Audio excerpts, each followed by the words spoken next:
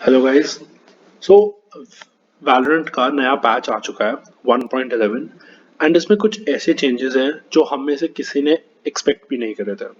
बहुत ही यूनिक और बहुत ही बड़े बड़े चेंजेस हैं। इससे गेम बहुत ही तरीके से डिफरेंट बन जाएगा ये सब चेंजेस के बाद। जैसे कि आपको पता है कि आइसबॉक्स मैप कॉम्पिटिटिव में आ रहा है, स्काई नया एजेंट लॉन्च हो चुका है, इकोनॉमी रूल सेट में है एंड कुछ इन तीन एजेंट्स में बड़े बड़े चेंजेस है, ब्रीच, किलजॉय एंड साइफर। अब अगर हम एजेंट अपडेट की बात करें तो स्काई ऑब्वियसली वैलोरेंट को ज्वाइन कर रही है। उसके एबिलिटी प्रीव्यूज है। आप सब अब तक शायद उससे अपडेट होंगे क्या क्या उसमें उसके जो एबिलिटीज है वो हैं। अब जो पहले हम बड़े चेंज की बात करते हैं वो है इनिशिएटर। अब वैलेंट का मानना यह है कि इनिशिएटर और डुएलिस्ट के फ्लैशेस में ज्यादा फर्क नहीं था, जैसे कि फिनिक्स का फ्लैश और ब्रीच का फ्लैश। तो उन्होंने क्या किया है, जो इनिशिएटर यानी कि जो ब्रीच का जो फ्लैश है उसका टाइम 1.75 सेकंड से बढ़ाकर 2 सेकंड्स कर दिया है। तो जो ब्रीच का फ्लैश इतना लंबा हमको लगता था वो और भी ज्यादा लंबा हो गया है। तो 3 फ्लैश मतलब कि टोटल 6 सेकंड। तो 6 सेकंड के लिए ब्रीच ब्लाइंड कर सकता है जो कि बहुत ज्यादा होता है। तो ब्रीच के जो एक इनिशिएटर को पावरफुल बनाने के लिए और डुएलिस्ट से अलग करने के लिए उन्होंने ये चेंज लाया है। ये शायद सही चेंज भी है बिकॉज फिनिक्स का फ्लैश और ब्रीच का फ्लैश ऑलमोस्ट सेम सेम ही थे। अब आते हैं हम सेंटिनल्स के बारे में। नाउ मैंने एक इंटरव्यू देखा था जिसमें डेव्स का कहना था कि सेंटिनल्स बहुत ज्यादा ओवर पावर्ड लग रहे हैं एंड एक रेगुलर पिक होता है। वो नहीं चाहते कि कोई भी एक एजेंट ऐसा हो जो जिसका पिक परसेंटेज 100% हो और जो ओवर पावर्ड हो। तो कुछ चेंजेस आए हैं सेंटिनल्स में। पहला चेंजेस जो साइफर को आया है वो बहुत ही बड़ा चेंजेस है। ट्रैप वायर का क्या चेंजेस है, disabled and revealed upon death. यानी कि अगर साइफर मर जाता है तो जो उसका ट्रैप वायर और स्पाई कैमरास हैं वो डिसेबल हो जाएंगे। They will be visible but उनका उनका कोई फायदा नहीं होगा बिकॉज वो ट्रैप नहीं करेंगे, वो डिटेक्ट नहीं करेंगे किसी भी एजेंट को। सो साइफर के trap wire after dying Cypher किसी काम के नहीं। पहले क्या होता था, साइफर ने अपने ट्रैप्स लगाए and is just gone away, push कर रहा है वो अपने केजेस का यूज करके। बट अब बहुत ही डिफरेंट चीज हो चुकी है। अगर साइफर की डेथ हो जाती है तो उसके ट्रैप्स किसी काम के नहीं रहेंगे।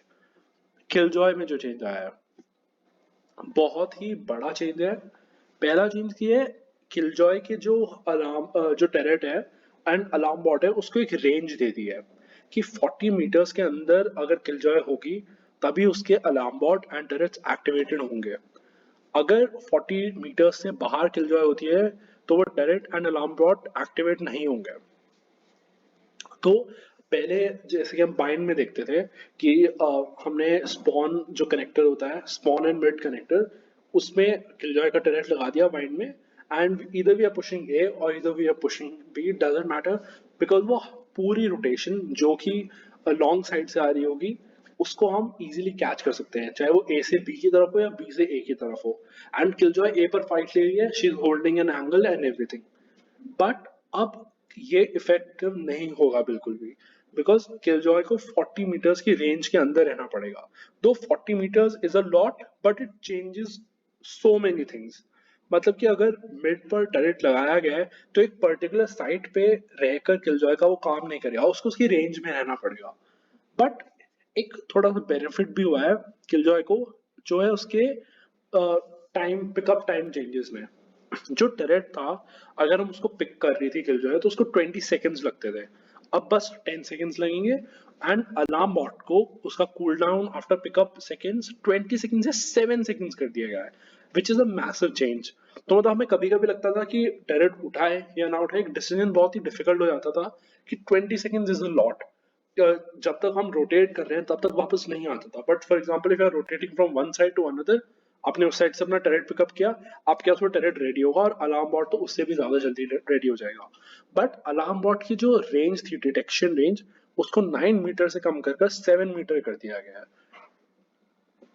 एक और चेंज किलजॉय में जो है वो है नैनो स्वॉर्म, जो उसके ग्रेनेड्स होते थे, एक तरीके से डिजिटल मॉली जो मैं उसको बुलाता हूँ। नाउ नैनो स्वॉर्म का जो डिटेक्शन रेंज था वो 5 मीटर से 3.5 मीटर कर दिया था। मतलब कि जो एनिमी होता था उसको 5 मीटर दूर से अलार्म बॉट नैनोस्वार्म दिख जाता था, अब 3.5 मीटर से दिखेगा, जो कि एक बेनिफिट है उसके नैनोस्वार्म के लिए। अब उसका डैमेज 40 सेकेंड से 45 सेकेंड, पहले उसका डैमेज कम किया था अब फिर से बढ़ा दिया है। It is now equivalent to Brimstone's molly, जिस तरीके से वो डैमेज देता है, बिकॉज 45 पर सेकेंड इज अ लॉट। अब हमें वो कम लगने लगा था 40 second somehow, but I think 45 पर सेकेंड बहुत ही इफेक्टिव डैमेज पॉइंट है। अब now damage now take smoother and faster, damage एक बहुत ही स्मूदर फास्टर वे में जाएगा, instead of chunks of 10 every 1.4, मतलब कि उसके नैनोस्वार्म को बहुत ही ज्यादा इफेक्टिव कर दिया गया है। अब आप इसको आप किलजॉय का बफ बोले या नर्फ बोले, वो आपके ऊपर है, मेरे हिसाब से it's still nerf, but we'll have to see क्या चेंजेस आती है। बट उसकी जो 40 मीटर्स वाली रेंज है वो एक थोड़ा सा कंसर्न पॉइंट है, एंड उसके हिसाब से प्लेस करना इजी भी कर दिया है, बिकॉज उसके टाइम कम कर दिया है, पिकअप टाइम। तो हमें देखना पड़ेगा कि क्या चेंजेस हैं। कॉम्पिटेटिव अपडेट, आपको पता है कि आइस बॉक्स कॉम्पिटेटिव में आ रहा है, एंड अनरेटेड क्यूज कम हो गए हैं। It's just a bit of some changes now. Game modes update, play out all rounds, and now we will in custom lobby options, मतलब कि आप प्रैक्टिस सेशन रन कर सकते हैं जब भी आप कोई गेम कर रहे हैं। सो जस्ट कि आपको नो लॉन्ग आपको पूरे 13 विंस तक पहुंचना जरूरी नहीं है, आप एक मैच को 12 राउंड्स ऑन ईच साइड भी कर सकते हैं। So it's just just some good changes for custom for practice changes now। एक बहुत ही अच्छा जो चेंज आया है, इकोनॉमी रूल सेट में क्या चेंज है। अब क्या होगा कि अगर आप अटैकिंग साइड पर है एंड आप हारने के बाद सरवाइव कर जाते हैं, बट आपने आपका जो स्पाइक है आपने वो प्लांट नहीं करा है, तब आपको सिर्फ 1000 क्रेडिट्स मिलेंगे। एंड अगर आप डिफेंडर्स हैं, आपने स्पाइक डिफ्यूज नहीं करा है एंड आप उस राउंड को हार जाते हैं, आपको तब भी सिर्फ 1000 क्रेडिट्स मिलेंगे, जो कि पहले ज्यादा मिलते थे। अगर आप स्पाइक से आपकी डेथ हो जाती है तो आपका केडी स्टेटिस्टिक्स में वो डेथ काउंट नहीं होगी, और एक एडिशनल इकोनॉमिक इंफॉर्मेशन आपको एक राउंड के उसमें दे दी जाएगी, मिनिमम नेक्स्ट राउंड, जो कि पहले भी था। ये जो चेंजेस हैं ये बहुत ही इफेक्ट करने वाला है, बिकॉज ऑफ डिसीजन मेकिंग बहुत ही डिफिकल्ट हो जाएगी कि आप सेव करना चाहते हैं, आप सेव नहीं करना चाहते, आप किस सिनेरियो में, आप किस सिचुएशन में, क्या 1000 क्रेडिट्स काफी होंगे उस सेव सिनेरियो को देखते हुए। बहुत ही डिफिकल्ट डिसीजन मेकिंग होने वाली है, बिकॉज अगर अभी तक हम देख रहे थे तो इतना सेव और उतने बहुत ही इजी डिसीजन था, अगर हम काउंटर स्ट्राइक से कंपेयर करें तो बहुत ही इजी डिसीजन मेकिंग हो रही थी। अब उसको थोड़ा कॉम्प्लिकेटेड कर दिया है, and I think it's a very good change.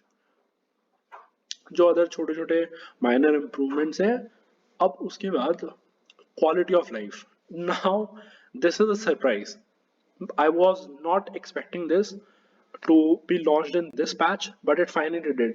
Left-handed view model, बहुत ही सारे प्लेयर्स इस चीज की डिमांड कर रहे थे, and Valorant was looking into it कि वो किस तरीके से बेनिफिट करता है या किस तरीके से नुकसान पहुंचाता है उस एक सिनेरियो को। बट उस चीज को आई थिंक उन्होंने बहुत अच्छे से स्टडी किया, and they have launch the left handed view model. So players who use are used to the left-handed model play, it's a really good news for them। और बाकी सब आप छोटे मोटे जो चेंजेस है आप खुद देख सकते हैं, मैं आपको लिंक डिस्क्रिप्शन में दे दूंगा। See you next time, bye।